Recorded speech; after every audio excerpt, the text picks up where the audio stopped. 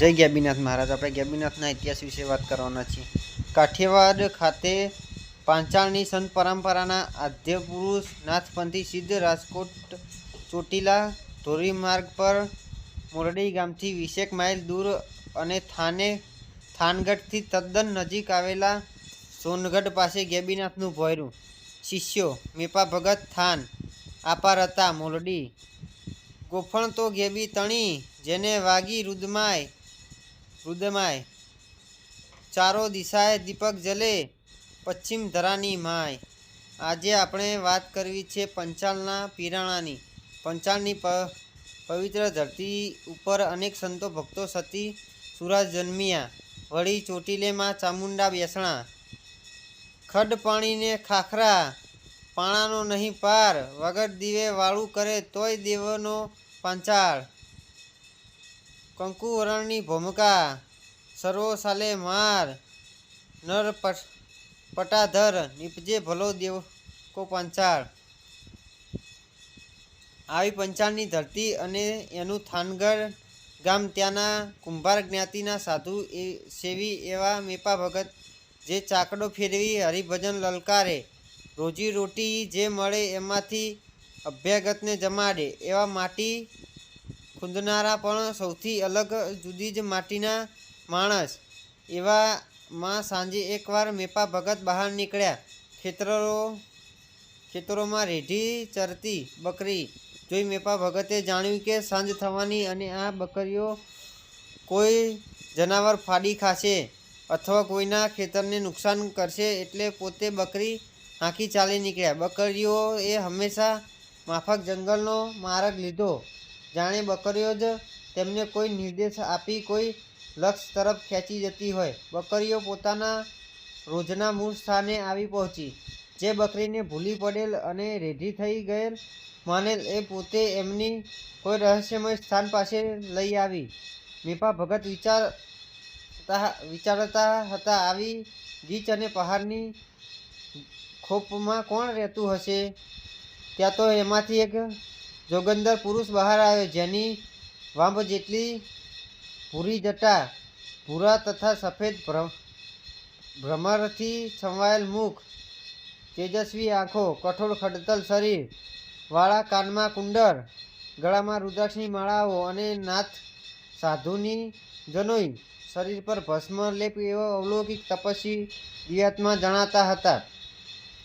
મેપા ભગત પગે પડી પ્રણામ કર્યા અને કહ્યું, બાપુ, આ આપણી બકરી ભૂલી પડેલી માની કોઈ જનાવર એને નુકસાન ન કરે એ ફિકરમાં હું એને હાંકીને પણ આખરે તો પોતે જ દોરવા તો આવી ચડ્યો છું।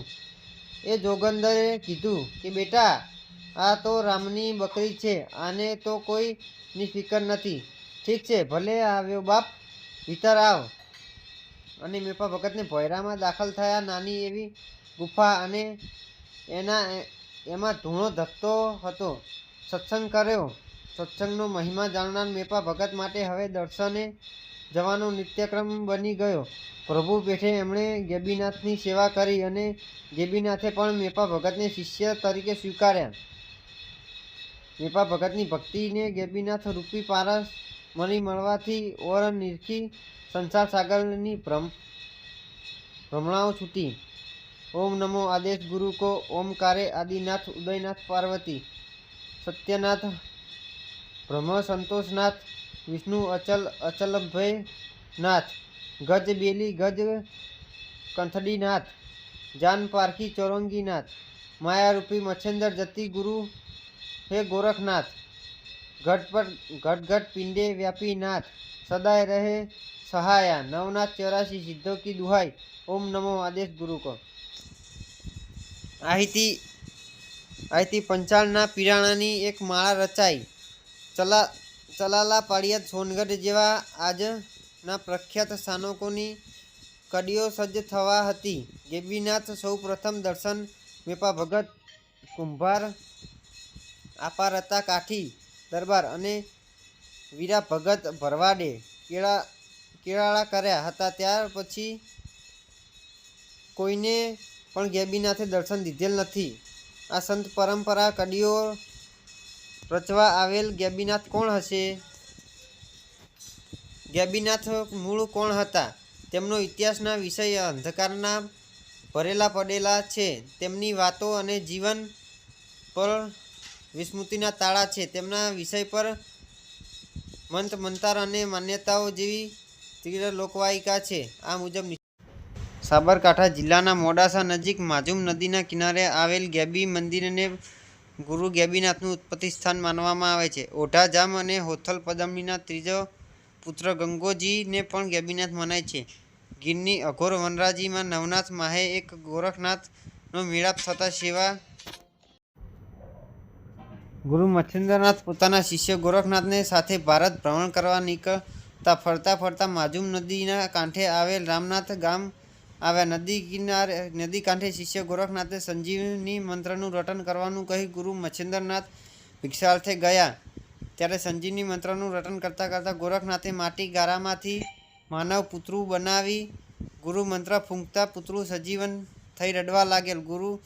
ગોરખનાથ દ્વારા ગારામાંથી તૈયાર કરેલ બાળકને મચ્છન્દ્રનાથે રડતું જોઈને તેને ગુરુ દત્તાત્રેયની કૃપા સમજી ગેબ આકાશમાંથી ઉત્પન્ન થયેલ સમજી તેનું નામ ગેબીનાથ રાખેલ. બાળ સ્વરૂપ ગેબીનાથે દેવરાજમાં રહેતા બ્રાહ્મણ કુટુંબને સોંપી ગુરુ મચ્છન્દ્રનાથ તીર્થયાત્રાએ નીકળ્યા. ગેબીનાથ 7 વર્ષના થતાં પાલકમાં મા બાપનું ઘર છોડી ગુરુ ગોરખનાથનું શરણું લેતા ગુરુએ અનુગ્રહ કરતા ગેબીનાથને નવનાથ સાથે સ્થાન મળ્યું.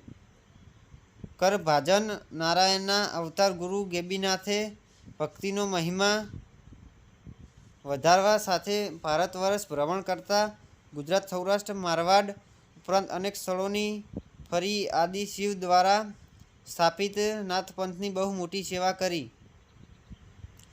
જય ગુરુ ગેબીનાથ. આદેશ.